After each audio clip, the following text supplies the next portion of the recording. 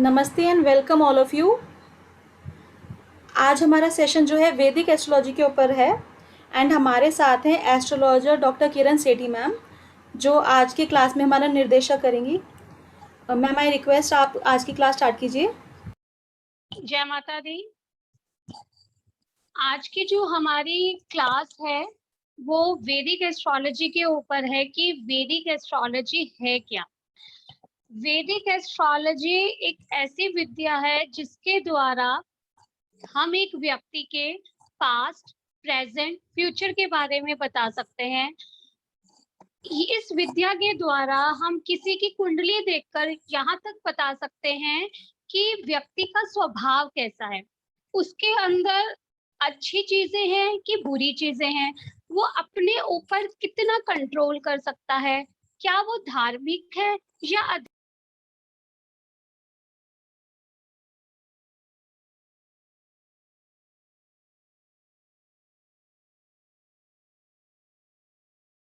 से क्या क्या चीजें मिलेंगी। यानी कि एक कुंडली को देखकर आप ये बता सकते हैं कि इस व्यक्ति को अपने जीवन में क्या क्या पाएगा और इस व्यक्ति के जीवन में कितनी कठिनाइयां आ सकती हैं। क्या इसका जीवन आसान है, क्या इसका जीवन डिफिकल्टियों से भरा हुआ है। ठीक है कि हम अपने पिछले जन्मों से कर्म लिखवा कर आए हैं कि हमें इस जीवन में क्या मिलना है, क्या खोना है, लेकिन फिर भी इस विद्या के द्वारा उस ईश्वर ने ये शक्ति हम लोगों को दी है कि आप अपने बारे में कुछ चीजें जान सकते हैं, अपने स्वभाव में किन चीजों में परिवर्तन लाकर, चेंजेस लाकर आप अपने लाइफ की जो डिफिकल्टीज हैं उसे कैसे कम कर सकते हैं। देखिए, जैसे कि जब हम बारिश होती है और हम बाहर जाते हैं, हमें पता है कि बारिश हो रही है और हम छाता लेकर जाएंगे तो भी हम भीग जाएंगे। हमारे साइडों में, हमारे पैरों में कहीं ना कहीं बारिश का नीचे जो पानी इकट्ठा हुआ हुआ है उसका जो चीकड़ हमारे ऊपर थोड़ा बहुत कहीं ना कहीं से गिरेगा। लेकिन हम छाता जब लेकर जाते हैं तो हम 70 से 80% प्रोटेक्शन में आ जाते हैं कि हम बहुत ज्यादा नहीं भीगते, कुछ साइडों साइडों से हमें कुछ पानी की बूंदें पड़ती हैं। तो एस्ट्रोलॉजी भी एक छाता है, एक अम्ब्रेला है, जो आपको जीवन की मुश्किलों से कैसे बचना है उसके बारे में इंडिकेशन देता है। और वो उपाय एक ऐसी दीवार को खड़ा करता है कि आपकी लाइफ में प्रॉब्लम आई, टकराई और आपसे निकल गई।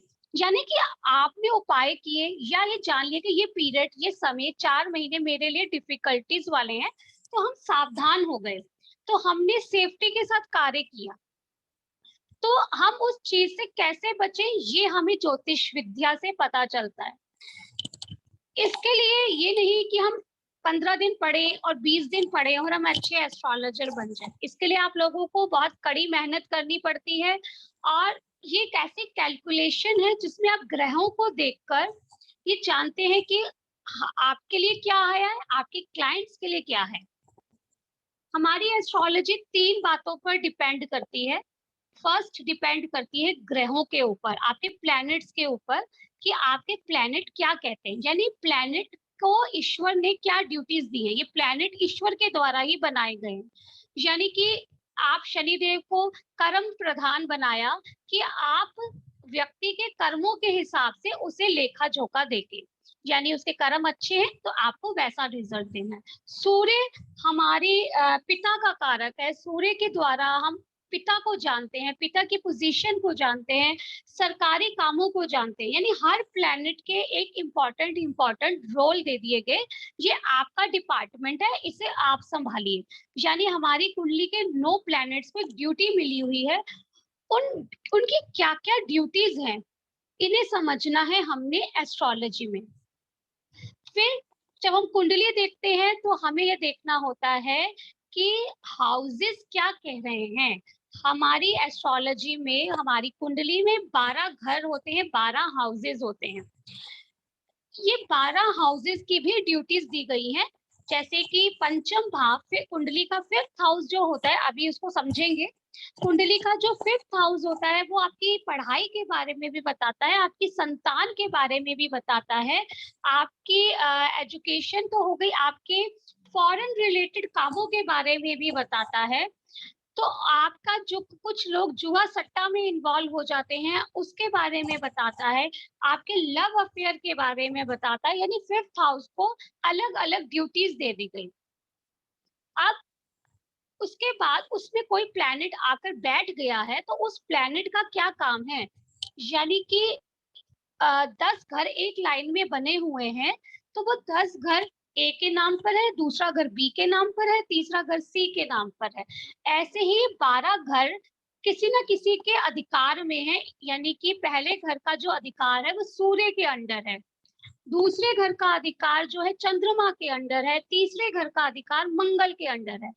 अब उसमें कोई प्लैनेट आकर बैठ जाता है और वो उसका मित्र है या एनिमी है, इसको हमने समझना होता है। फिर हम समझते हैं कि प्लैनेट किस राशि में बैठा है। तीसरा पॉइंट क्या आ जाता है, प्लैनेट किस राशि में बैठा हुआ है, यानी राशियों के भी अपने गुण अवगुण हैं। अगर प्लैनेट अपने मित्र राशि में बैठा हुआ है तो उसके अंदर अलग तरीके के गुण आ जाएंगे। अगर प्लैनेट अपने एनिमी की राशि में बैठा है तो उसके स्वभाव में कैसे परिवर्तन आएगा, ये हमने समझना है। फिर आता है कि प्लैनेट क्या अपने न्यूट्रल के घर तो नहीं बैठा हुआ, यानी ना वो उसको मित्र मानता है ना वो उसको अपना शत्रु मानता है। तो फिर उस प्लैनेट के क्या रोल हो जाएंगे, वो कैसे अपना रिजल्ट देगा, इसको हम अपनी क्लासेस में समझेंगे। फिर आता है कि प्लैनेट के ऊपर कौन सा प्लैनेट दृष्टि मार रहा है, यानी कि अगर फिफ्थ हाउस में सूर्य बैठ गए हैं और सूर्य को किसी प्लैनेट की दृष्टि आ रही है, अगर वो उसका एनिमी है तो क्या इफेक्ट लेकर हमें वो रिजल्ट देगा सूर्य, अगर वो उसका न्यूट्रल देख रहा है तो क्या रिजल्ट देगा। इस तरीके से इन 4 बातों पर, यानी कि ग्रहों को समझना है, हाउसेस को समझना है, राशियों को समझना है, दृष्टियों को समझना है। जब हम इन चारों बातों को धीरे धीरे धीरे करते हुए समझते रहते हैं तो हमारी कैलकुलेशन में एक पॉजिटिव रिजल्ट मिलना शुरू हो जाता है। जब हम अपनी प्रिडिक्शन करते हैं या सामने वाले की प्रिडिक्शन करते हैं तो वो प्रिडिक्शन ठीक होनी शुरू हो जाती है, हमें समझ में आने लग जाता है कि कुंडली क्या कह रही है। जैसे प्राची जी एक कुंडली लगा दीजिए, कोई भी कुंडली लगा दीजिए।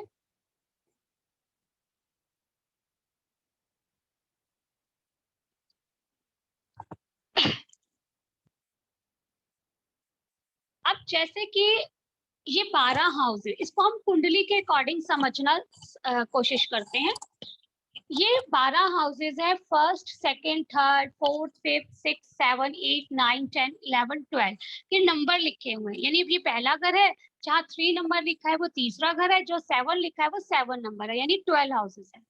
लेकिन जब हमारे पास कुंडली आती है तो जरूरी नहीं होता कि इन्हीं हाउसेस में ये राशि हो लिखी हो, लेकिन हाउसेस यही होते हैं। राशियां बदल सकती हैं, यानी उनके नंबर नंबर बदल सकते हैं, लेकिन हाउसेस सेम रहते हैं। पहला घर पहला ही रहता है, दूसरा घर दूसरा ही रहेगा, तीसरा घर तीसरा, इस तरीके से 12 घर तक सेम रहता है। हाउसेस के रोल नहीं बदलते, राशियां बदल सकती है, वो उसके अंदर प्लस माइनस करती है। अब थोड़ा सा हम समझने की कोशिश करते हैं कि पहला भाव कहता क्या है। पहला भाव हमारे बारे में बताता है, यानी कि जितना भी हम अपने बारे में जानना चाहते हैं उसके लिए मुझे पहले भाव को समझना ही होगा। यानी पहला भाव मेरे बारे में, सामने कुंडली वाले के बारे में कहेगा।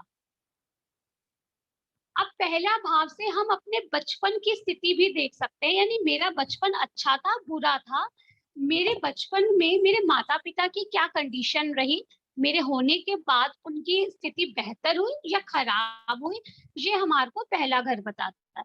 ये पहला घर ही बताता है कि व्यक्ति स्वस्थ रहेगा या बीमार रहेगा। और भी रोल है, लेकिन हम थोड़ा थोड़ा इस क्लास में समझने की कोशिश करेंगे। फिर आता है हमारा सेकंड हाउस। सेकंड हाउस बताता है हमारी स्पीच के बारे में, हमारी वाणी के बारे में, कि व्यक्ति डिप्लोमेट है, चतुर है, बातों का धनी है, बातों से काम लेना जानता है या नहीं, क्या वो अपनी स्पीच की वजह से, अपनी वाणी की वजह से कुछ अपना नुकसान तो नहीं कर बैठता। कई बार क्या होता है, कुछ लोग इतने अग्रेसिव हो जाते हैं और अपनी वाणी दोष के कारण, यानी अपनी अब्यूजिंग वर्ड के कारण या अपने एग्रेशन के कारण अपना काम का नुकसान कर लेते हैं। ये आता है हमारा सेकंड हाउस। इस सेकंड हाउस हमारे टेस्ट को भी बताता है कि व्यक्ति खट्टा खाना पसंद करता है, मीठा खाना पसंद करता है, या व्यक्ति का कोई जो है उस जैसा खाना मिले वैसा पसंद कर लेता है, यानी नखरे नहीं है उसके अंदर। तीसरा भाव जो है हमारे अफेयर्स को भी बताता है, हमारे फॉरेन ट्रिप को भी बताता है, हमारी ट्रैवलिंग को भी बताता है, हमारे भाई बहनों को भी बताता है, और हमारी जो है लंबी यात्रा थर्ड हाउस नहीं है, हमारी छोटी यात्राएं जितनी भी छोटी ट्रैवलिंग है वो थर्ड हाउस से है। हमारे नेबर से हमारी कैसी बनेगी, ये थर्ड हाउस है। फोर्थ हाउस हमारे करेक्टर को बताता है कि व्यक्ति अपने आप को कितना संभाल कर रख सकता है, माता के बारे में बताता है, आपके इमोशंस के बारे में बताता है, आपकी माता के स्वास्थ्य के बारे में बताता है, आपकी अपनी माता का सुख मिला या नहीं मिला, आपके माता को सुख मिला कि नहीं, क्या उनके और उनके हस्बैंड के बीच रिलेशन अच्छे रहे, क्या उन्हें अपने ससुराल से सुख मिला, यानी आपकी ऑल ओवर माँ के बारे में ये फोर्थ हाउस बताता है। आपकी स्टार्टिंग की एजुकेशन के बारे में भी बताता है। फिफ्थ हाउस आपकी एजुकेशन भी है, आपके अफेयर भी है, आपका स्पीच भी है, और आपकी जो है मंत्र यंत्र तंत्र के, कई व्यक्तियों को मंत्रों में बहुत इंटरेस्ट है, कई व्यक्तियों को तंत्र में इंटरेस्ट है, कई व्यक्ति जो है जुआ सट्टा की ओर चले जाते हैं, गलत चीजों की ओर चले जाते हैं। संतान से आपके रिलेशन कैसे रहेंगे, फिफ्थ हाउस बताता है। आपकी हाई लेवल की एजुकेशन के लिए नाइन्थ हाउस है, लेकिन फिफ्थ हाउस भी बताएगा। फिर आता है आपका सिक्स्थ हाउस।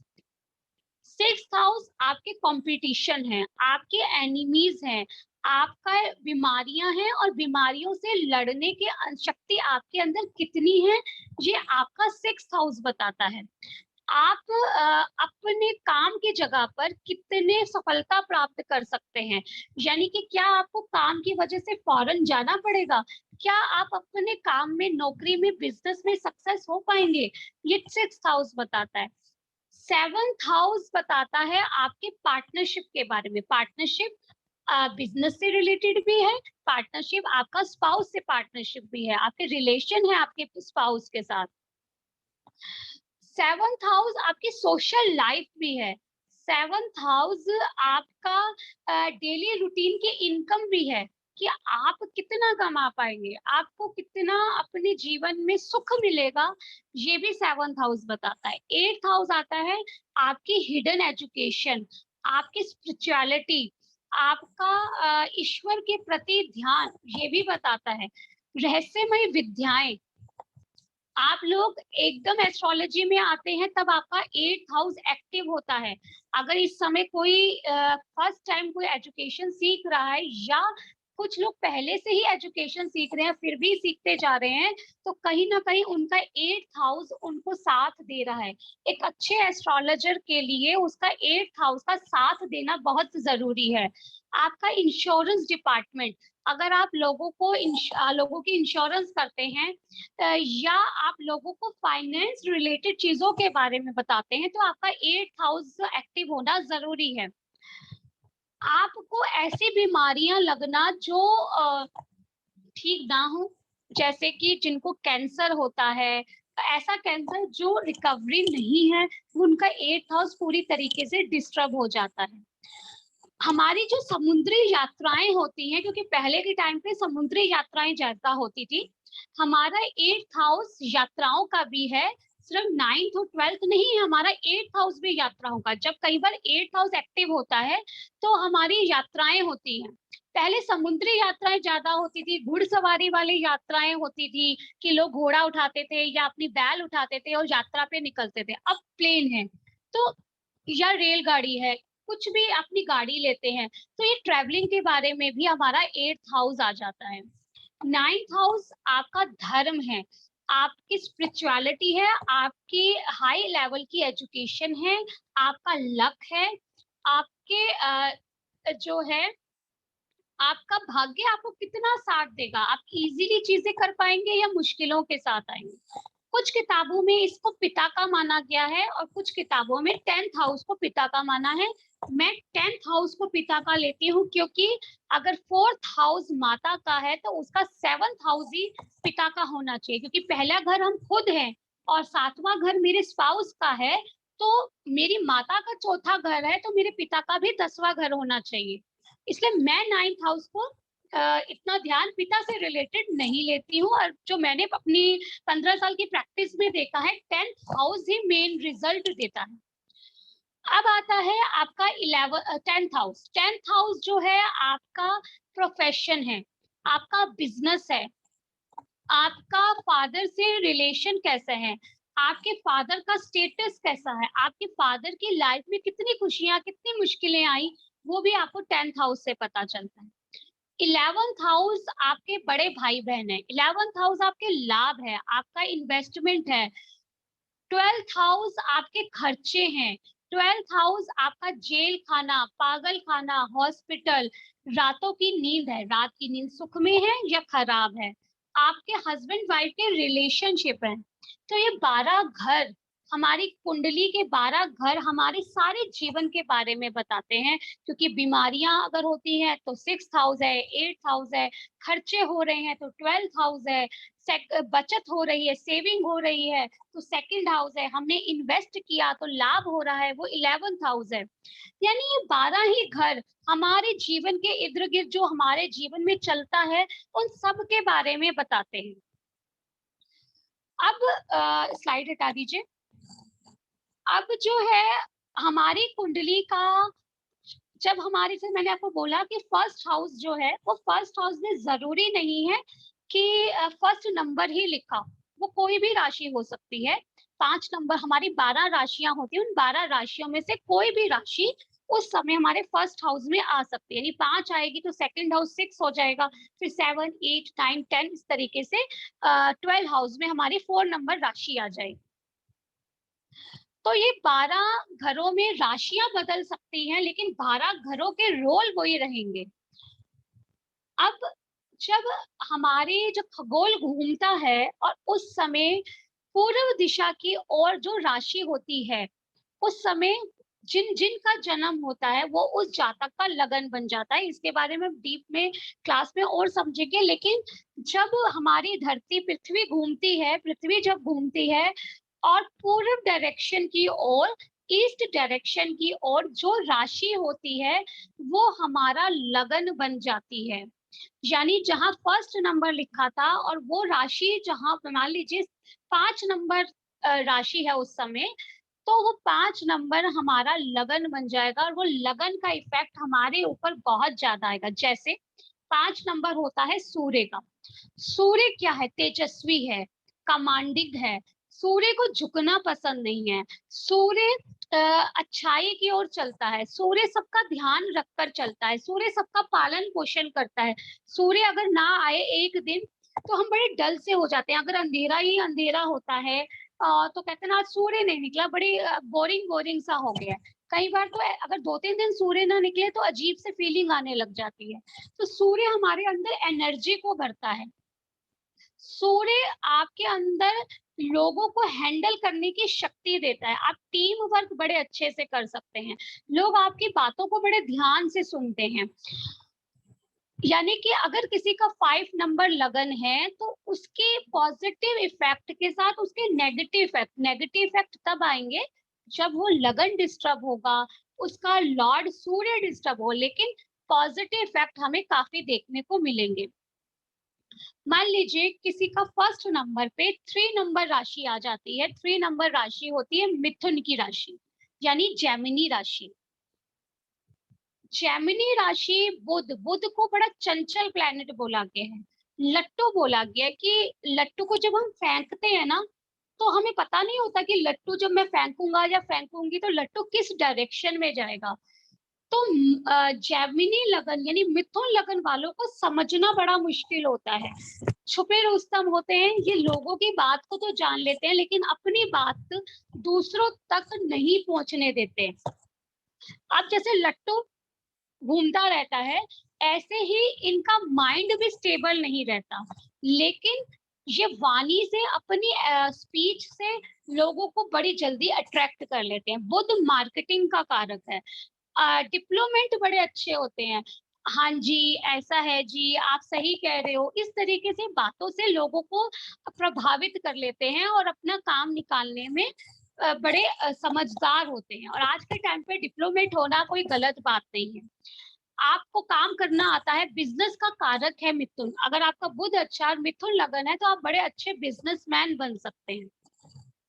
अब पहले थोड़ा सा यहाँ तक बताइए, किसी को कोई डाउट है कुछ, तो हम आगे बढ़ेंगे। कोई कुछ पूछना चाहता है तो प्राची जी एक बार उनसे मैसेज करवा लीजिए।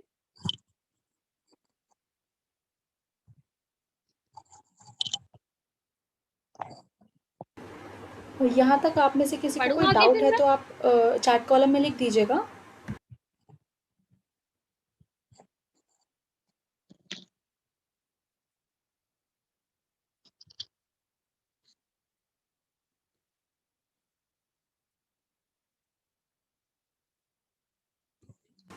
Ma'am, there is a doubt.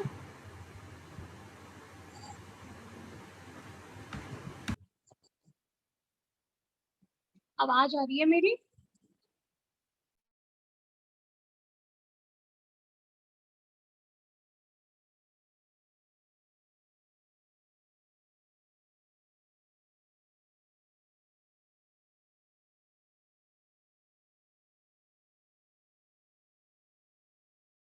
Ma'am, आपको आवाज़ आ रही है?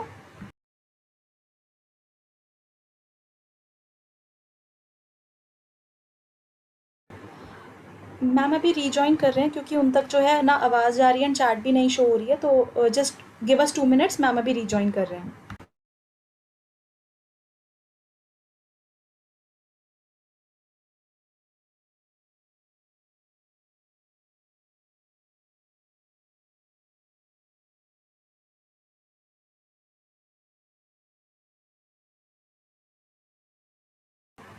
Yes ma'am, you can ask question. आप चैट कॉलम में इतने अपने क्वेश्चंस लिख सकते हैं। मैम अभी आएंगे तो I will dictate all the questions and then she will answer.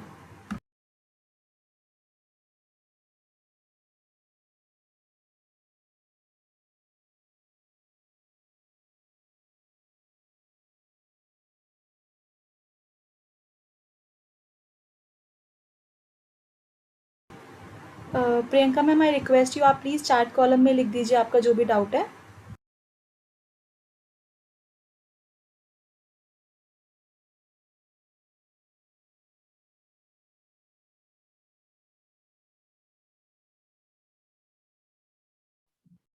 हाँ जी, अब डाउट बता दीजिए एक बार, फिर हम आगे बढ़ते हैं। Yes ma'am.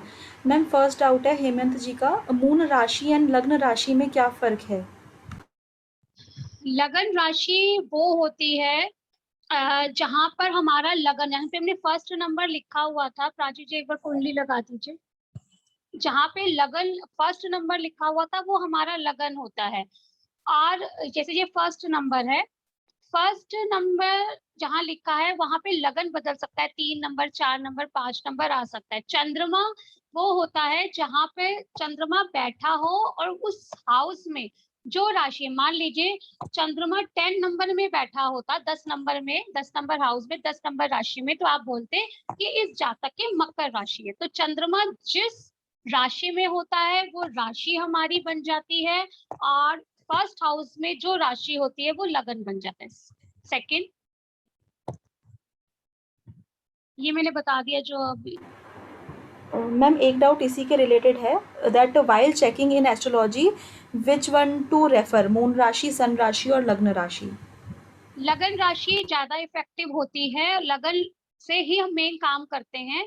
चंद्रमा हमें डेली रूटीन की प्रिडिक्शन करने के काम आता है, ठीक है। और हमारे इंडियंस में हम लगन पे ही ज्यादा काम करते हैं, चंद्र राशि को डेली प्रिडिक्शन करने के लिए यूज किया जाता है। चलिए, मैम नेक्स्ट डाउट है अंबालिका जी की, प्रिडिक्शन कितने दिनों में सीख सकते हैं? प्रिडिक्शन, देखो, एस्ट्रोलॉजी एक ऐसा विज्ञान है, एक समुद्र ऐसा है जिसमें जितना घुसते चले जाओ उतना कम है। आज सीखोगे फिर कुछ और है, फिर सीखोगे फिर कुछ और है। यानी कि ये सब्जेक्ट तो कभी भी जिंदगी में खत्म नहीं हो सकता। मुझे 15 साल हो गए, फिर भी मैं कोशिश करती हूँ कुछ ना कुछ नया सीखती चली जाऊं। लेकिन प्रिडिक्शन के लिए अगर आपको है तो कम से कम आपको अच्छे से मेहनत करने के लिए 3 से 4 महीने लगते हैं एक अच्छे से प्रिडिक्शन करने के लिए। ये नहीं कि हम 1 महीना सीखें और प्रिडिक्शन करना शुरू कर दें। 3 से 4 महीने आपको देने पड़ते हैं। Ma'am next question is house of education and house of travel. House of education. 5th house education का है, 9th हाउस भी एजुकेशन का है। ट्रैवलिंग कुछ जब हम एजुकेशन के लिए देखते हैं तो 5th हाउस को भी देखना पड़ता है, और ट्रैवलिंग के अलग अलग हाउसेज है, 3, 7, 9, 11, 8, अलग अलग उसकी ड्यूटीज अलग अलग है। And ma'am, someone is asking to repeat the houses for mother and father. शायद चलिए देखेंगे, अभी लास्ट में एक बार देख लेंगे। चलिए और बताइए। And ma'am, last out is Guru Chandal Yog is good or bad? गुरु चंडाल योग जो है व्यक्ति को डिपेंड करता है कि कुंडली में कैसा बन रहा है। गुरु चंडाल योग की हम किताबों में अगर जाएंगे तो नेगेटिव पॉइंट्स ज्यादा लिखे हुए हैं, लेकिन अगर हमारी कुंडली में वो किस पोजीशन में बन रहा है, कई बार कहीं उसकी पोजीशन ऐसी बन रही होती है वो हमें पॉजिटिव रिजल्ट भी दे देता है। ये डिपेंड करता है कि गुरु चंडाल योग कैसा बन रहा है, उसकी डिग्रियां कितनी है, उसके ऊपर डिपेंड करता है। तो वो तो पूरा एक जो है क्लास हो जाएगी, क्योंकि लेकिन हाँ कुछ जगहों पे वो बैड रिजल्ट देगा, कुछ जगहों पे वो अच्छा रिजल्ट देगा। चलिए बाकी के डाउट्स हम एंड में ले लेंगे। मैम हाँ लेट्स कंटिन्यू। चलिए,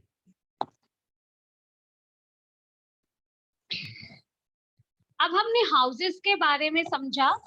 अब आता है हमारे, जैसे मैंने बोला ग्रह। ग्रह क्या है? ग्रह जैसे सूर्य, सूर्य आपका कॉन्फिडेंस भी है, सूर्य आपका पिता भी है, सूर्य आपकी गवर्नमेंट जॉब भी है। सूर्य जो है आपके अंदर एनर्जी को भरता है। सूर्य के और भी रोल है, लेकिन अभी इतना ही समझते हैं। जैसे चंद्रमा हमारे इमोशनल को बताता है, चंद्रमा हमारे मन को बताता है, चंद्रमा हमारी माता को बताता है, चंद्रमा हमारी स्टार्टिंग की एजुकेशन को भी बताता है। चंद्रमा से हम डेली रूटीन की इनकम को भी देखते हैं।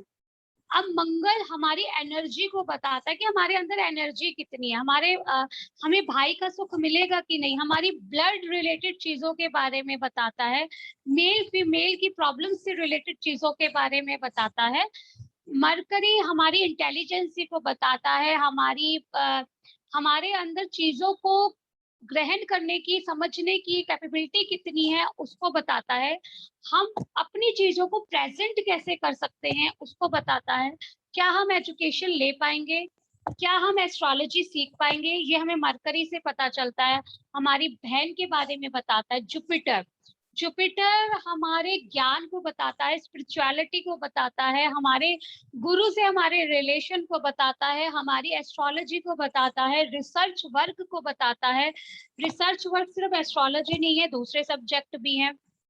हमारी संतान के बारे में बताता है, एक लड़की के लिए उसकी शादी के सुख को बताता है। शुक्र आपकी मैरिज को बताता है कि मैरिज होगी कि नहीं, स्पाउस के साथ आपका रिलेशन कैसा रहेगा, आपको शादी के बाद कितना सुख मिलेगा, आपको लग्जरी चीजों का सुख मिलेगा कि नहीं, आपको जो लग्जरी चीजें किस टाइम पर मिलेंगी, शुक्र से रिलेटेड पता चलता है। सैटर्न आपके दुख सुख को बताएगा, आपके लेबर्स के साथ आपकी चीजों को बताएगा, आपको अपने काम में सफलता मिलेगी कि नहीं, आप जॉब में प्रोग्रेस करेंगे कि नहीं, आपको हेल्थ इश्यू कैसे हो सकते हैं, इसके बारे में बताता है। राहु, राहु देता है तो बहुत कुछ देता है, और अगर लेने में आता है तो बहुत कुछ ले जाता है। राहु एकदम भ्रम पैदा करता है, कंफ्यूजन पैदा करता है। राहु आपको इंटेलिजेंसी भी देता है, आपको शार्प माइंड भी देता है, आपके टेक्निकल चीजों में भी लेकर जाता है, आपकी रिसर्च वर्क में भी आपको राहु लेकर जाता है। राहु आपको कई चीजों से सेपरेट भी कर देता है, जैसे शादी के सुख से सेपरेट कर देता है।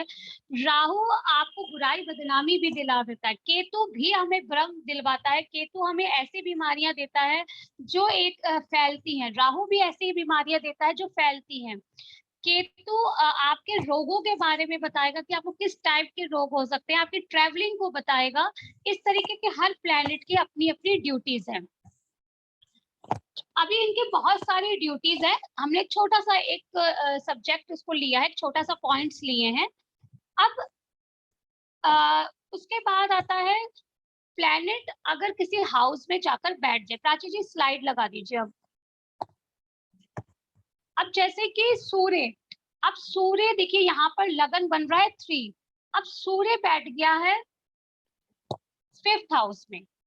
सूर्य जो है संतान के बारे में भी बताता है। सूर्य का ये अपना घर है। जैसे कि हम जिस घर में रहते हैं उसका कोई ऑनर होता है, तो हर 12 घर के अपने अपने ऑनर हैं, ठीक है। तो ये सूर्य का अपना ही घर है।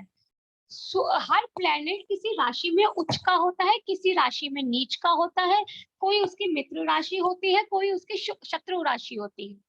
अब सूर्य जो है अपने घर में तो बैठा हुआ है, लेकिन नीच का होकर बैठा है, यानी 7 नंबर राशि में बैठा हुआ है। 7 नंबर राशि सूर्य की नीच राशि होती है।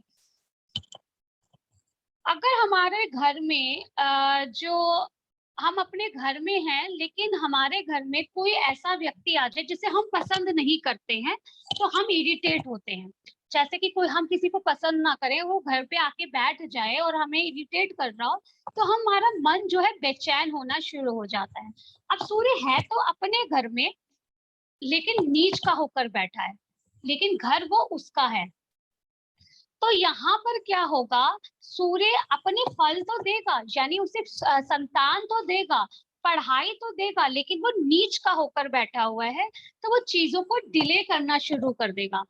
अगर आप गवर्नमेंट रिलेटेड चीजों को जानना चाहते हैं, तो यहाँ पे गवर्नमेंट रिलेटेड सूर्य जो है, जो नीच का होकर बैठा है, अपने फलों में कमी देना शुरू कर देगा। यानी गवर्नमेंट रिलेटेड कामों में उसको डिफिकल्टीज आनी शुरू हो जाएंगी, उसको हर्डन्स आनी शुरू हो जाएंगी। ऐसे ही प्लान, एक और स्लाइड थी ना चंद्रमा से रिलेटेड।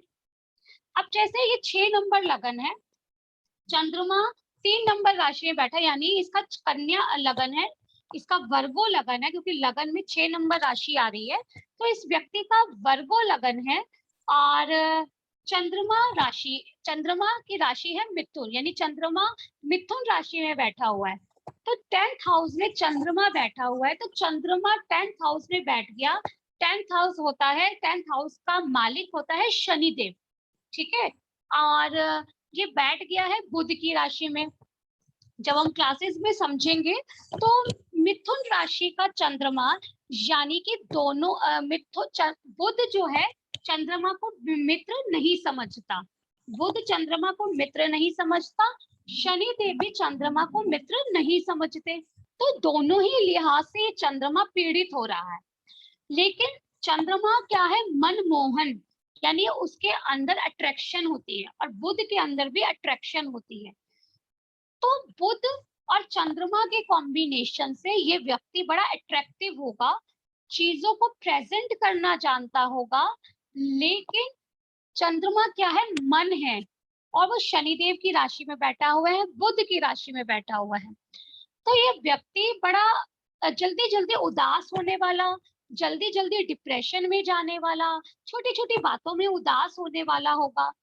चंद्रमा कर्म स्थान में बैठ गया है, तो व्यक्ति का कारोबार भी ऐसा हो सकता है कि जहां उसे घूमना फिरना पड़े। चंद्रमा बड़ी जल्दी चाल बदलता है। ये सिर्फ हम एक प्लैनेट को देख के बोल रहे हैं, लेकिन जो है बाकी कुंडली भी बताएगी। यानी कि बुध की राशि में चंद्रमा का बैठना व्यक्ति को अट्रैक्टिव पर्सनालिटी देता है। व्यक्ति चीजों को बड़े अच्छे ढंग से प्रेजेंट भी करेगा, लेकिन अपने शत्रु के घर में बैठा हुआ, अपनी शत्रु राशि में बैठा हुआ चंद्रमा, जो मन का कारक है, इमोशनल का कारक है, उसके मन में उदासी, डिप्रेशन जैसी स्थितियां भी पैदा करेगा। व्यक्ति के अंदर रिस्क लेने की पावर नहीं होगी। तो इस तरीके के प्लैनेट यानी हाउस को देखा, हमने ग्रह को देखा, हमने राशि को देखा। ऐसे ही ग्रहों की दृष्टियां भी आती हैं, यानी हर प्लैनेट की अपनी अपनी दृष्टि होती है। प्राची जी अगर बना सकते हो तो जहाँ 9 नंबर लिखा है वहां पे बृहस्पति जी को बिठा दीजिए।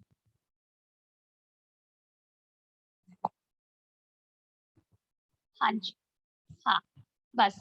और जहाँ 1 नंबर लिखा है वह सैटर्न को बिठा दीजिए, बस। अब हर प्लेनेट की 7वीं दृष्टि होती है और कुछ प्लेनेट की अलग अलग दृष्टियां भी है। जैसे जुपिटर की 5, 7, 9 दृष्टि, यानी जुपिटर जहां भी बैठता है वहां से अपने 5th हाउस को, 7th हाउस को, 9th हाउस को देखेगा। अब ये जुपिटर की 7th दृष्टि चंद्रमा पर पड़ रही है। जुपिटर और चंद्रमा का कॉम्बिनेशन बन रहा है। जुपिटर जो है चंद्रमा को देख रहा है, तो जुपिटर की दृष्टि को बोला जाता है पॉजिटिव दृष्टि, अमृत दृष्टि, क्योंकि जुपिटर गुरु है। तो गुरु की दृष्टि चंद्रमा पर पड़ने से चंद्रमा की नेगेटिविटी में कमी आएगी। यानी व्यक्ति अगर इमोशनल हो रहा है, उदास हो रहा है, तो ये जुपिटर जो अपनी राशि का बैठा हुआ है, 9 नंबर धनु राशि बृहस्पति की अपनी राशि होती है, बृहस्पति पावरफुल है, तो बृहस्पति की दृष्टि चंद्रमा पर आने से ये व्यक्ति को संभाल लेगा, व्यक्ति को गिरने नहीं देगा, व्यक्ति को डिप्रेशन में नहीं जाने देगा। ठीक है, व्यक्ति उदास हो सकता है लेकिन व्यक्ति को डिप्रेशन में नहीं जाने देगा। लेकिन दूसरा नेगेटिव पॉइंट क्या आ रहा है कि सैटर्न, शनि देव जो 8वें घर में बैठे हैं, उनकी तीसरी दृष्टि भी होती है। अब चंद्रमा और शनिदेव आपस में मित्र नहीं है और शनिदेव की दृष्टि को पॉजिटिव दृष्टि नहीं माना जाता।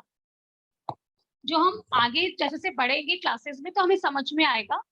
शनिदेव के चंद्रमा पर तीसरी दृष्टि आने से, चंद्रमा आंखों का कारक है, चंद्रमा आंखों का कारक है, मन का कारक है, ये शनिदेव उसकी आंखों पर इफेक्ट डाल सकते हैं, उसको डिप्रेशन में डाल सकते हैं। तो व्यक्ति का जीवन में एक स्टेज ऐसी जरूर आएगी कि व्यक्ति डिप्रेशन में जाएगा, लेकिन वो उससे निकल जाएगा क्योंकि जुपिटर की पॉजिटिव दृष्टि आ रही है। यानी कि हमने समझना है हाउसेस क्या कहते हैं, ग्रह क्या कहते हैं, जिस राशि में वो बैठे हुए हैं वो क्या कह रही हैं और उस पर किसकी दृष्टि आ रही है।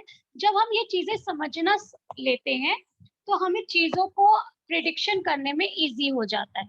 लेकिन ये सब चीजें चलती हैं स्टेप बाय स्टेप। फिर जब हम इस पे परफेक्ट हो जाते हैं तो हम लगाने लग जाते हैं दशाएं कि इस समय इस व्यक्ति की दशा क्या कह रही है, ये 5-6 महीने इसके लिए क्या जाएंगे। अब इस तरीके से फिर हम कॉम्बिनेशन लगाना शुरू कर देते हैं। फिर कुछ योग बनते हैं, बुध आदित्य योग बनता है, गुरु चंडाल योग बनता है, चंद्र मंगल योग बनता है। ये एक डीप सब्जेक्ट है जिसको हम अपनी क्लास में समझेंगे। चंद्र मंगल का कॉम्बिनेशन, यानी चंद्रमा जो है धन भी है, चंद्रमा मन भी है और मंगल एनर्जी भी है और मंगल एग्रेसिवनेस भी है। चंद्रमा वाटरी प्लैनेट है और मंगल जो है आपका फायरी प्लैनेट है। तो जल और अग्नि का मिलने के कॉम्बिनेशन कैसे हमें पॉजिटिव रिजल्ट देते हैं और कैसा एक व्यक्ति उसको नेगेटिव असरों में बदल लेता है। चंद्र मंगल व्यक्ति को धन बहुत देते हैं लेकिन चंद्र मंगल व्यक्ति को ऊंचाइयों से नीचे भी ले आते हैं। चंद्र मंगल व्यक्ति को हेल्थ इश्यू भी देते हैं, खास तौर पर एक फीमेल की कुंडली में उसको हेल्थ इश्यू बहुत ज्यादा देते हैं। तो ऐसे ऐसे हम योगों को भी समझते चले जाएंगे। तो अब प्राची जी एक बार डाउट ले लीजिए, क्या डाउट है? Yes ma'am. मैम एक डाउट रिपीट है, चंद्र कुंडली और लग्न कुंडली में फ़र्क। देखिए, जहाँ पे लगन बनता है, जो पहला हाउस होता है उसमें जो राशि लिखी होती है वो हमारा लगन होता है।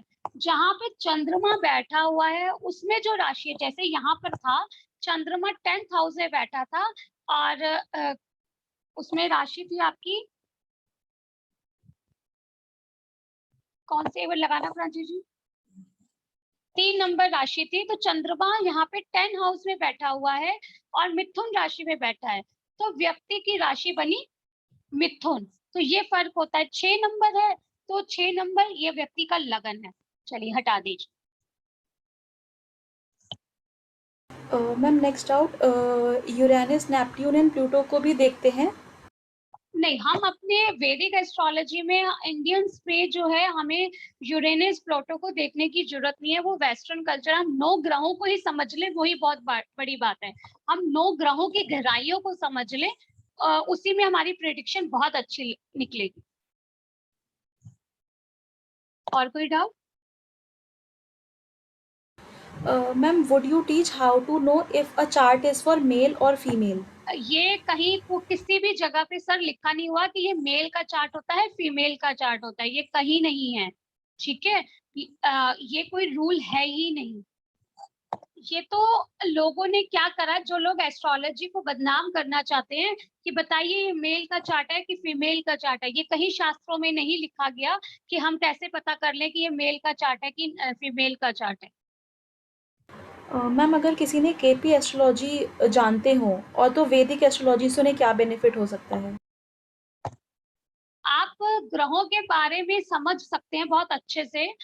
आप लोगों को एक्सप्लेन कर सकते हैं कि आपके प्लैनेट क्या कह रहे हैं, और आप अपने प्रिडिक्शन में प्लस प्लस प्लस करते चले जाएंगे। आपको काफी कुछ चीजें और क्लियर हो जाएंगी, और आपको एक जैसे तो ना कि पीरियड निकालना, वो भी आप सीख जाएंगे कि इस पीरियड में इस व्यक्ति का काम हो सकता है, क्योंकि आप प्लैनेट की गहराइयों को और समझ जाएंगे।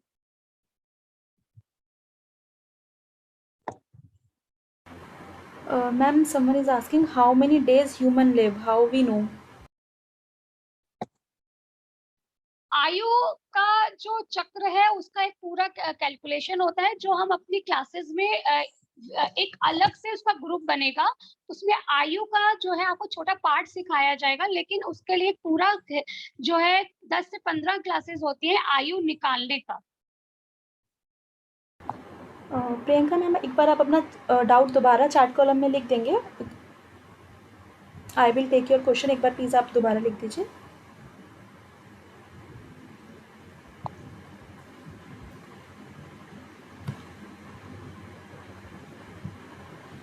मैम आई गेस ये डाउट है इनका, in today's time generally doctors do C section and they give time according to their convenience, so how accurate the prediction can be in that case?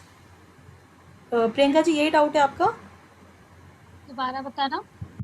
In today's time, generally doctors do C-section and they give time according to their convenience. So how accurate the prediction can be in that case? Delivery का पूछ रहे हैं ये? Yes, ma'am. आजकल क्या है कि जो डॉक्टर्स पहले नहीं कहते थे, अब कहने लग गए हैं, क्योंकि हम ही लोग जाके डॉक्टर्स को बोल देते हैं कि हम पहले अपने पंडित जी से टाइम निकलवाएंगे। फायदा बस ये होता है कि बच्चा मूलों में पैदा ना हो, मांगलिक देख लिया जाता है, और कुछ दोषों से बचाया जा सकता है। लेकिन उसमें एक एस्ट्रोलॉजर का बहुत बड़ा इम्तिहान रहता है कि अगर उसकी कैलकुलेशन जरा सी भी गलती हो गई, तो बच्चे को कोई अगर हेल्थ इश्यू ना हो, ये इस चीज के लिए निकाला जाता है। ये वो आप लोग तभी निकाल पाएंगे जब आपकी बहुत अच्छे से प्रैक्टिस हो। हाँ, बहुत सारी मेजर हेल्थ इश्यू से बचाने के लिए और मूलों में देखने के लिए, मांगलिक दोष निकालने के बचने के लिए इसका काम किया जा सकता है। लेकिन मैं निकाल कर नहीं देती हूँ, क्योंकि मैं ये कहती हूँ कि बच्चा जब आ गया है माँ के गर्भ में, तो उसको ईश्वर के अकॉर्डिंग ही आने दीजिए। क्योंकि हम लोग बहुत बार, आप लोग देखेंगे कि आप टाइम निकाल के दे देते हैं और 5-10 मिनट आगे पीछे हो जाता है, और उसमें ही सारी कुंडली का खेल चेंज हो जाता है। चलिए। Ma'am, one more doubt. Is there a way to know if the native of the chart is live or dead? हाँ, निकाला जा सकता है कि व्यक्ति की आयु, वो वही बात होगी ना, आयु, जब आप आयु निकालेंगे तो आप और उस पे पता चल जाएगा कि व्यक्ति की आयु है कि नहीं। ये किया जा सकता है काम, मगर ये बहुत मेहनत का काम है, ये 3-4 महीने में नहीं आता।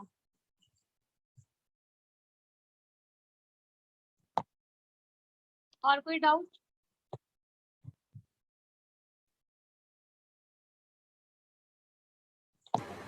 Hemant ji is asking for our course. Sir, आप जो ये नंबर डिस्प्ले हो रहा है स्क्रीन पे, इस नंबर पे अपना नेम एंड किस कोर्स में आप इंटरेस्टेड हैं वो मेंशन कर दीजिए। एंड वैदिक का कोर्स आप करना चाहते हैं तो आप इस नंबर पे बस वैदिक मेंशन कर दीजिए एंड आपके पास कोर्स की सारी डिटेल्स आ जाएंगी। Ma'am, there is one more doubt, फंसे हुए पैसे एंड लॉस के लिए कौन सा हाउस होता है? फंसा हुआ पैसा सेकंड हाउस होता है, और 12th हाउस की इन्वॉल्वमेंट आती है, 11th हाउस की भी इन्वॉल्वमेंट आती है। उसमें फिर हम कॉम्बिनेशन सीखेंगे। पैसा धन है, पैसा फंस गया है, यानी 12th हाउस लॉसेस का आ रहा है, तो वो एक कॉम्बिनेशन होते हैं।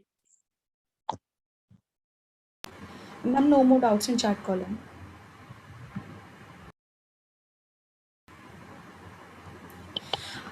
Thank you so much everyone for attending today's session. Thank you so much ma'am. Next Tuesday यानी कि 7 अगस्त से हमारा बेसिक वैदिक एस्ट्रोलॉजी का बैच स्टार्ट हो रहा है।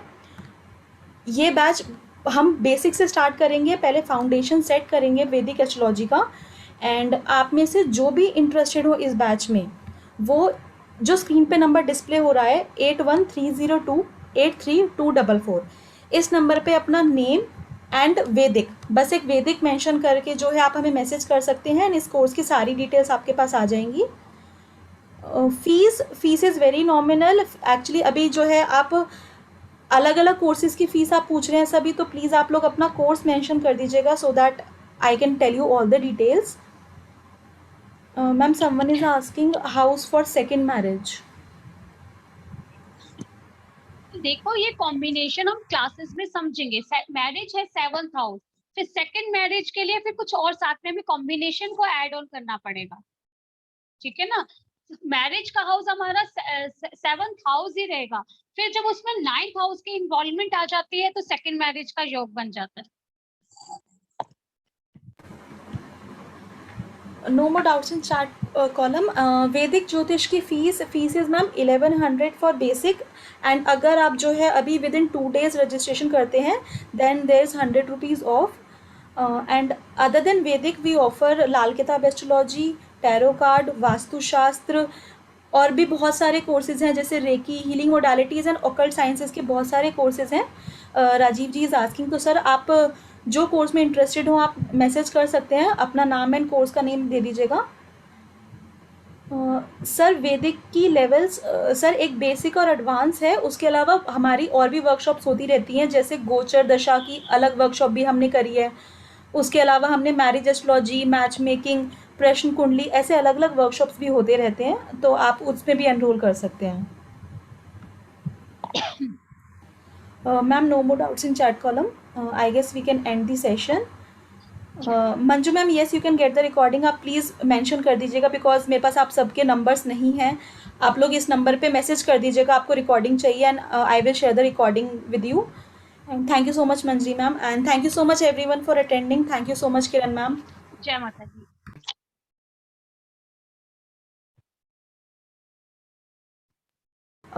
येस जसमीत जी, ये व्हाट्सएप नंबर है। व्हाट्सएप आप सभी से रिक्वेस्ट है प्लीज़ व्हाट्सएप पे मैसेज करेंगे तो ज़्यादा बेटर रहेगा, क्योंकि टेक्स्ट मैसेज कई बार मिस हो जाता है। तो व्हाट्सएप पे आप मैसेज कर दीजिए अपना नेम एंड जो भी कोर्स में आप इंटरेस्टेड है, एंड सारी डिटेल्स आपके पास आ जाएंगी। आज की रिकॉर्डिंग आप चाहते हैं तो आप अपना नेम के साथ रिकॉर्डिंग मेंशन कर दीजिएगा, तो आपके पास रिकॉर्डिंग भी आज की शेयर कर दी जाएगी।